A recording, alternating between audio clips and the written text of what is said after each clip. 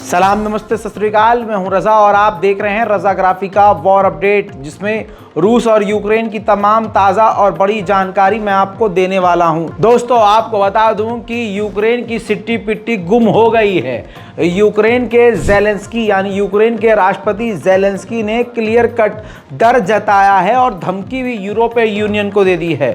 Zelensky ने अब जताया है कि यूक्रेन के समर्थन में और यूक्रेन को सपोर्ट करना यूरोप की कंट्रियां अब कम कर रही हैं। ये फील कर लिया है ज़ेलेंस्की ने और फिर धमकी दी है। धमकी ये दी है यूरोप के देशों को कि अगर यूरोप के देशों ने सपोर्ट करना और मदद करना कम किया तो उन यूरोप के देशों में जो यूक्रेनियन रेफ्यूजीज़ हैं और जो हमारे लोग पहले से वहाँ रहते हैं, वो वहाँ के देश को शांति से नहीं बैठने देंगे और वो लोग ज़रूर बोलेंगे। ये खुली धमकी है दूसरे देशों में बवाल खड़ा करने की। दोस्तों, दूसरी तरफ एक जो है यूक्रेन को बड़ी कामयाबी मिली। 2015 में जिस इलाके पर रूस ने कब्जा हासिल करके अभी तक उस पर कब्जा जमाया हुआ था, यूक्रेन ने उस इलाके को रशिया के चंगुल से आज़ाद करवा लिया है। उधर रशिया को एक और बड़ा झटका लगा है। यूक्रेन ने अपने खतरनाक दिमाग का इस्तेमाल करके रूस को तगड़ा नुकसान दिया है। रिपोर्ट यह है कि अपने हजारों लाखों की तादाद में ड्रोन और मिसाइल और रॉकेट रशिया ने बर्बाद किए हैं। कैसे? यूक्रेन ने क्या किया है,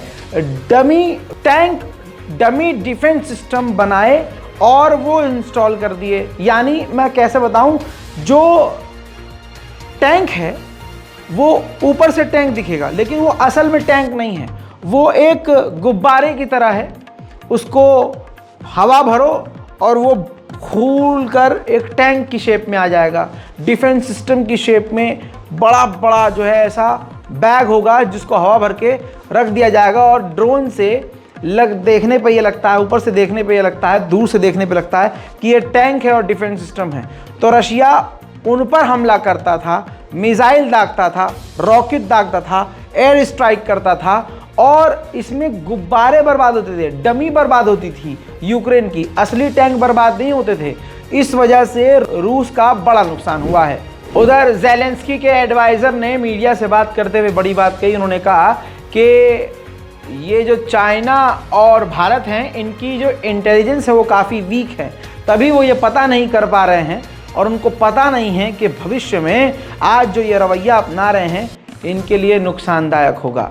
В чем проблема Индии, Китая и так далее? Проблема этих стран в том, что они не анализируют последствия собственных шагов. Слабый интеллектуальный потенциал этих стран, к сожалению. Да, они вкладываются в науку. Да, Индия послала сегодня луноход, да, и уже ездит по поверхности Луны. Но это не говорит о том, что эта страна точно понимает, что такое современный мир. Эти страны сегодня на этой войне зарабатывают. Эффективно зарабатывают, точно так же, как Турецкая республика. И это, в принципе, национальные интересы. Красиво звучит. Мы соблюдаем потребности наших национальных интересов. Ну, получат они возможность купить дешевле сырье. यूके का सबसे बड़ा अखबार डेली मेल, जिसने इस बात को एक्सेप्ट कर लिया है कि अगर बरतानिया की एयरफोर्स अगर रूस की एयरफोर्स से टकराती है तो रूस पूरी तरह से बरतानिया की एयरफोर्स को मिटा देगा, क्योंकि बरतानिया की एयरफोर्स से 20% ज़्यादा मजबूत है रूस की एयरफोर्स। जर्मनी और पोलैंड के बेहद करीबी इलाके में नेटो ने कोल्ड वॉर के बाद सबसे बड़ी जंगी ड्रिल शुरू कर दी है, जिसमें 41,000 सैनिक मौजूद हैं और लाखों की तादाद में हथियार। मेरे दोस्तों, बड़ी खबर आपको बताना चाहूँगा। सीधी तस्वीर आपको दिखा रहा हूँ। Kim Jong Un, north Korea के तानाशाह, इस वक्त व्लादिमीर पुतिन से मिलने के लिए रशिया पहुँच चुके हैं। और आपको बता दूँ कि अपने बुलेट प्रूफ ट्रेन से ये पहुँचे थे नॉर्थ कोरिया से, ज़मीनी रास्ते से, ट्रेन के रास्ते से सीधा रशिया। और आपको बता दूं कि अमेरिका पहले ही भड़क चुका है। अमेरिका ने कहा है कि हथियार मांगेंगे व्लादिमीर पुतिन नॉर्थ कोरिया से और भीख मांगेंगे, और अगर नॉर्थ कोरिया ने रशिया को हथियार दिए तो अंजाम भुगतना होगा। मेरे दोस्तों, रूस का एक पैसेंजर विमान जो कि खेत में लैंड कर जाता है, इमरजेंसी लैंडिंग करता है। गनीमत यह रही कि इसके अंदर 160 से ज़्यादा पैसेंजर थे, सब के सब बच गए हैं। और इस जहाज़ में तकनीकी खराबी आने की वजह से रूस के ही सूची के इलाके में जंगल में लैंडिंग करनी पड़ गई इस जहाज़ को। बस डैमेज अगर कुछ हुआ है तो जहाज़ डैमेज हुआ है, बाकी सबकी जान बच चुकी है। उधर यूक्रेन को एक कामयाबी यह मिली कि जिन इलाकों में रूस ने कब्जा किया है उन इलाके से 13 और यूक्रेनी बच्चों को रूस के चंगुल से आज़ाद करवा के वापस ले आया है।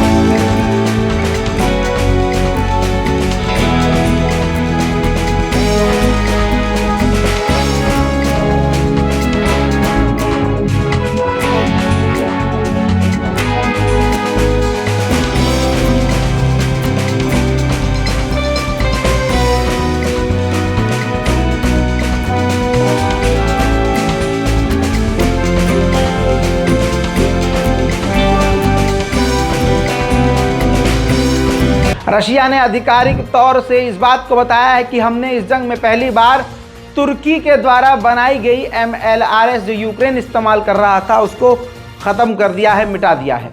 उधर यूके ने इस बात को फिर से बताया है कि एक बार फिर से 4,20,000 से ज़्यादा सैनिक रशिया फिर से इकट्ठा करेगा। उधर रूस के सलावत के इलाके पर बड़ा ड्रोन हमला हुआ जिसके बाद आग लग गई।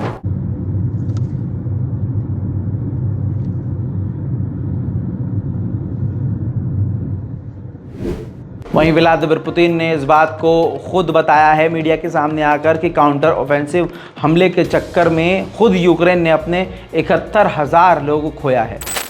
Поэтому складывается впечатление, что они вот хотят, как их толкают, их западные кураторы, по максимуму отгрызть, извините за моветон, то, что они смогут сделать, а потом, когда все ресурсы, и людские ресурсы, и по технике, по боеприпасам будут близки к нулевым значениям, добиться остановки боевых действий, сказать, ну вот мы давно говорим о том, что мы хотим переговоров. И начать эти переговоры с целью пополнить свои ресурсы и возобновить боеспособность, значит, своих вооруженных сил.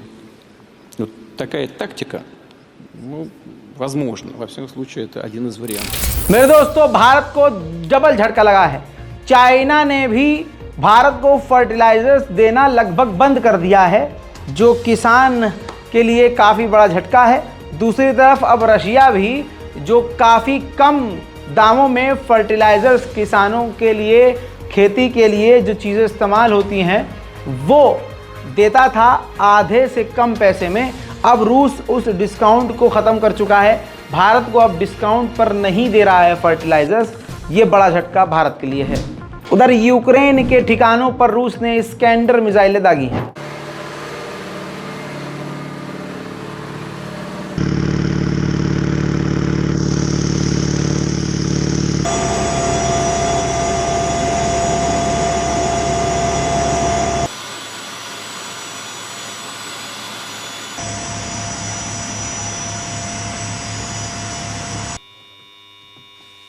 Принял цель 111, пуск.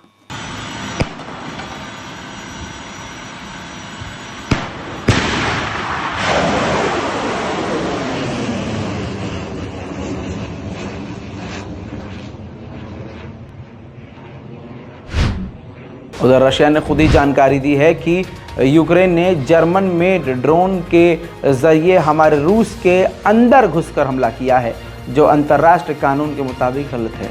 उधर बैलिस्टिक सागर में रशिया ने 2 अपने परमाणु बॉम्बर एक बार फिर से उड़ाए हैं।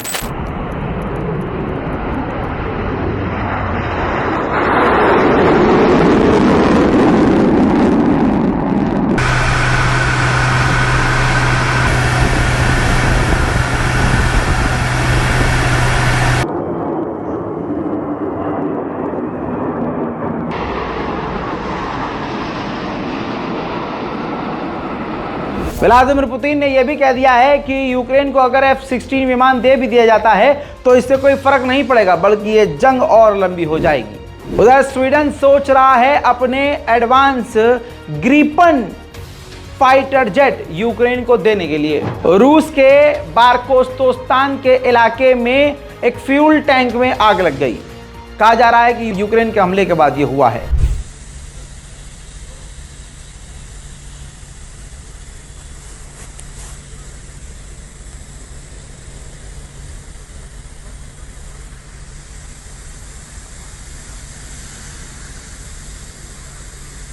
रूस और यूक्रेन की तमाम ताज़ा जानकारी में आज के लिए इतना ही। चैनल को सब्सक्राइब कीजिए, वीडियो को लाइक कीजिए। मैं हूं रजा और आप देख रहे थे रजाग्राफी। जय हिंद।